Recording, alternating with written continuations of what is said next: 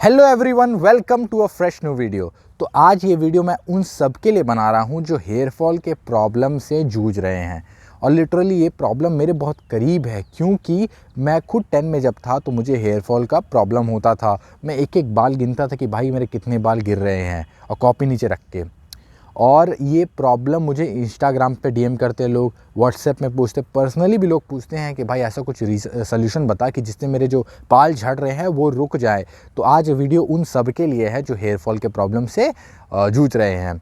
तो सबसे पहले मैं इसके रीज़न्स बताऊंगा कि क्यों हेयर फॉल होता है, रीज़न्स क्या है। दूसरा, परमानेंट सोल्यूशन बताऊंगा कि एक परमानेंट सोल्यूशन क्या है जिससे आपके हेयर फॉल रुक जाए। तीसरा, मैं अपना स्टोरी बताऊंगा जिससे आप सब मोटिवेटेड हो जाओ।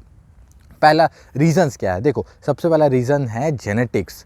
जेनेटिक्स मतलब आपके फादर के बाल अगर झड़ते थे तो आपके बाल झड़ेंगे, ये होता है जेनेटिक्स। वो जेनेटिक्स आपके फादर से आपको पास ऑन होता है, और आपके फादर को उनके फादर ने दिया था वो जेनेटिक्स। तो जेनेटिक्स एक चेन होता है और ये पास ऑन होते रहता है, ये हेरिडेटरी होता है। सेकेंड रीज़न है हार्मोनल चेंजेस। हार्मोनल चेंजेस मतलब एक एज के बाद हमारी बॉडी में हार्मोनल चेंजेस होते हैं, हमारे बॉडी में एक्सेस एंड्रोजन्स प्रोड्यूस होते हैं जिससे हमारा बाल झड़ने लगता है। तीसरा रीज़न है मेडिकल कंडीशनिंग। मेडिकल कंडीशनिंग मतलब किसको कोई अगर बीमारी था या है और उस बीमारी को क्योर करने के लिए वो मेडिसिन लेता है, और उस मेडिसिन का साइड इफ़ेक्ट से उसके बाल झड़ते हैं। जैसे कैंसर में होता है, आपको पता होगा कि उसके बाल झड़ने लगते हैं, इसको बोलते हैं मेडिकल कंडीशनिंग। चौथा होता है एजिंग। एजिंग प्रोसेस है, आप और मैं एजिंग को रोक नहीं सकते। फिफ्थ है जिसको आप कंट्रोल कर सकते हैं, वह है आपका लाइफस्टाइल। आप कैसे लाइफस्टाइल लिव करते हो, आप क्या खाते हो, आप कितने घंटे सोते हो, आप क्या वर्कआउट करते हो कि नहीं, आप बालों में कैसा प्रोडक्ट यूज़ करते हो। तो ये होता है आपका लाइफस्टाइल, और लाइफस्टाइल ही एक ऐसा चीज़ है जो आप कंट्रोल करते हो। चलो परमानेंट सोल्यूशन की बात पे आते हैं। तो परमानेंट सोल्यूशन ये है कि आपका बाल बनता है एक प्रोटीन से जिसको बोलते हैं केराटिन। तो जब वो प्रोटीन से बनता है जिसका नाम है केराटिन, तो हमको अपने डाइट में प्रोटीन इंक्लूड करना ही चाहिए। Protein are the building blocks of muscles. अगर आप वेजिटेरियन हो, सोया चंक्स जो कि एक चीप है और सबसे ज़्यादा प्रोटीन उसमें पाया जाता है, 100 ग्राम में 52 ग्राम प्रोटीन पाया जाता है सोयाबीन में। तो सोया चंक्स आप इंक्लूड करो अपने डाइट में। पनीर आप इंक्लूड कर दो अपने डाइट में आज से ही। आप इंक्लूड करो चना। और चना में कौन से चने की बात करूँ, बड़ा वाला चना, काबुली चना जिसको बोलते हैं, उसमें ज़्यादा प्रोटीन रहता है, वो आप अपने डाइट में इंक्लूड करो। चौथा है आप अपने पीनट बटर अपने डाइट में इंक्लूड करो, उसमें से आपको हेल्दी फैट्स भी मिल जाएगा। फिफ्थ है आपका दाल। दाल मतलब मूंग, ये आप अपने डाइट में इंक्लूड करो, इसमें आपको अच्छे खासे प्रोटीन मिल जाएंगे। अगर आप नॉन वेजिटेरियन हो तो eggs are the best source of protein. Cheap भी है, 6 रुपये का एक अंडा आता है अभी, और आपको उसमें से एक अंडे में 5 से 6 ग्राम प्रोटीन ही मिल जाता है, और उसमें बहुत सारे वाइटामिन भी मिल जाते हैं। चिकन आपको इंक्लूड करना है अपने डाइट में। 100 ग्राम चिकन में 25 ग्राम आपको प्रोटीन मिल जाएगा।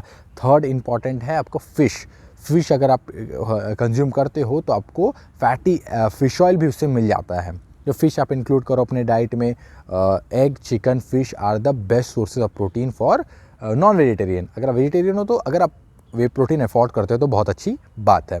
ये हो गया आपका प्रोटीन का बात। दूसरा है fatty fish oil. Fatty fish oil मतलब ओमेगा 3। ओमेगा 3 हमारे बालों के लिए बहुत ही अच्छा रहता है और लेना ही चाहिए हमें ओमेगा 3। वेजिटेरियन हो तो वॉलनट्स, अखरोट, कैश्यू, नट्स मतलब बादाम, पीनट्स। अगर आप सप्लीमेंट की तरफ जाते हो तो आपको फ्लैक्स सीड्स लेना चाहिए, और दूसरा चीज़ एल्गी बेस्ड सप्लीमेंट लेना चाहिए जिससे आपके फ़िश ऑयल का कंजप्शन पूरा होगा। अगर आप नॉन वेजिटेरियन हो तो ट्रिपल स्ट्रेंथ का एक फ़िश ऑयल आता है जिसके एक कैप्सूल में आपको करीब 1 ग्राम ऑफ EPA और DHA कंबाइंड मिल जाते हैं।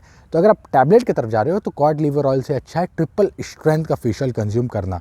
अगर आप हफ्ते में एक बार फैटी फ़िश ऑयल का कंजप्शन करते हो तो आपको फ़िश ऑयल का कोई दरकार नहीं है। ये हो गया अपना डाइट के बाद। दूसरा बात आता है वर्कआउट। जब आप वर्कआउट करते हो, वर्कआउट कोई भी टाइप का हो सकता है, रनिंग कर लो, कोई स्पोर्ट्स खेल लो टाइम नहीं है तो, या सुबह 10-15 मिनट जॉगिंग कर लो, ये वर्कआउट होता है। आपकी बॉडी से स्वेटिंग होता है, स्ट्रेस रिलीज़ होता है, तो वर्कआउट करना बहुत ही ज़रूरी है। तीसरा बात आता है हेयर का देखभाल करना। अब देखभाल कैसे होता है, ऑयलिंग मतलब हमारे बालों को, जैसे हमारे बॉडी को नरिशमेंट चाहिए, खाना चाहिए, वैसे हमारे बालों को ऑयल चाहिए, नरिशमेंट चाहिए।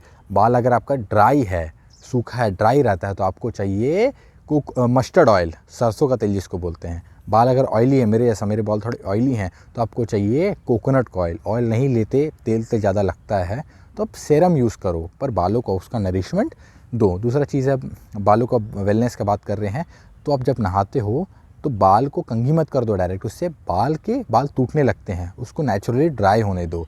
बाल को ज़्यादा एक्सेसिव टॉवल मत यूज़ करो, रगड़ो मत टॉवल उसमें, ठीक है। तीसरा बात आता है एक्सेसिव हीट मत दो बालों को। जब आप एक्सेसिव हेयर ड्रायर हीट देते हो रोज़ तो उसके स्कैल्प टूटते हैं। वैक्स जब आप यूज़ करते हो तो स्कैल्प तक मत जाओ, और रोज़ मत यूज़ करो ये सारे प्रोडक्ट, उससे आपके बाल का लाइफ और कम होते रहता है। यूज़ करो, बाहर जा रहे हो तो ज़रूर यूज़ करो, पर आते हो तो माइल्ड शैम्पू से उसको धो भी लो। ये हो गया बालों की वेलनेस की बात। और सबसे इम्पॉर्टेंट मेरा जो स्टोरी है वो है कि मैं जब 10 में था तो मेरे बाल बहुत झड़ते थे, जैसा मैंने आपको बताया। एक्सेसिव मतलब मैं डाइट पे ध्यान ही नहीं देता था, वर्कआउट भी नहीं करता था, बाल पुअर हो गए, पतले हो गए थे बहुत। फिर मेरे ग्रैंडफादर का डेथ हुआ तो हम टकले होते हैं, तो टकले हुए, और उसी टाइम मैंने जिम ज्वाइन कर लिया। डाइट अच्छा रखा, वर्कआउट करता था रेगुलर, और फिर मेरे जो बाल नए आए वो एकदम थिक आए, और उसके बाद मुझे बालों की समस्या, मतलब बालों की झड़ने की समस्या नहीं हुई। तो आप देखो, ये शॉर्ट टर्म कोई सलूशन नहीं होता है कि आप लाखों एलोवेरा लगा लो, या ओनियन जो भी यूट्यूब पे बताते हैं कि ये शैम्पू लगाओ, दही लगाओ या अंडे लगाओ, वो परमानेंट सोल्यूशन नहीं है मेरे भाई, उससे कुछ नहीं होगा। मैं खुद 10 चीज़ यूज़ कर चुका, 10 प्रोडक्ट यूज़ कर चुका, ये शैम्पू वो शैम्पू, और क्या बोलते हैं, एलोवेरा लगाता था, फिर अंडा हटा के उसमें दही डाल के वो लगाता था, उससे कुछ नहीं होता भाई। आप भी यूज़ करके देखोगे, आपको परमानेंट सोल्यूशन नहीं है ये सब, नहीं, इससे कोई रिजल्ट्स नहीं मिलेगा। आपको रिजल्ट्स मिलेगा एक लॉन्ग टर्म सोल्यूशन देके। लॉन्ग टर्म मतलब वर्कआउट, डाइट, अच्छा न्यूट्रिशन, ये है लॉन्ग टर्म सोल्यूशन। ये सब छोटे मोटे सोल्यूशन जो आपको बताते हैं, अपने व्यूज़ बढ़ाते हैं, आप यूज़ किए होगे, आपको पता होगा कि इससे कुछ नहीं होता। और अगर ऐसी वीडियोस आप चाहते हो तो कमेंट्स में बताओ, या मुझे इंस्टा पे DM करो, मैं आपको आपके प्रॉब्लम्स का सोल्यूशन दे दूँगा।